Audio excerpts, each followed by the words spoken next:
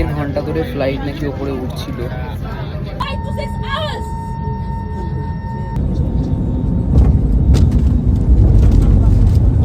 এখন রাত 2:30 বাজে। কলকাতা এয়ারপোর্ট থেকে আমি জাস্ট লাগেজ কালেক্ট করলাম। ফাইনালি ফ্লাইট ল্যান্ড হয়েছে। আমি এরকম ভিডিও বানাই না, বাট আমার আজকে জানি না খুব একটা আলাদা রকমের এক্সপিরিয়েন্স ছিল। লাইফে কোনো দিন এরকম হয়নি।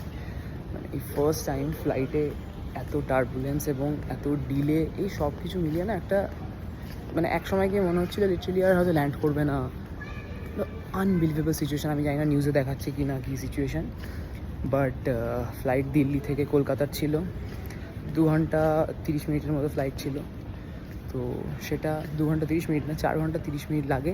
তবুও নামতে পারে না। কলকাতায় 3বার ল্যান্ড করার চেষ্টা করে, পারে না। তারপরে চলে যায় ভুবনেশ্বরে। ভুবনেশ্বরেও 2বার ল্যান্ড করার চেষ্টা করে, পারে না। তারপরে ল্যান্ড করে।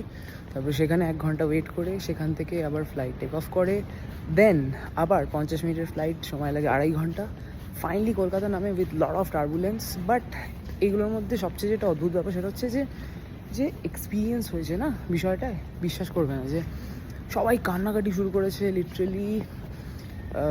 আলাদা রকমের, মানে আমারও মনে হচ্ছিল যেন আর হয়তো সম্ভব না একটা টার্বুলেন্সে। এরকম এক্সপিরিয়েন্স হয়নি। আমি বলছি এয়ার পকেটে পড়েছে, অনেক টার্বুলেন্স আমি দেখেছি এর আগে, বা অনেক ডিফারেন্ট ফ্লাইট এক্সপিরিয়েন্স হয়েছে আমারও, বাট এটা না মানে একটা অন্যরকম। আমি বলছি ভয় লেগে গেছিলো, প্রচণ্ড ভয় লেগে গেছিলো। আর মনে হচ্ছিলো জীবনটা কত ছোটো, মানে ফ্ল্যাশব্যাক চলছিল, বুঝলে। তো ফাইনালি আমরা চলে এসেছি। Thank you.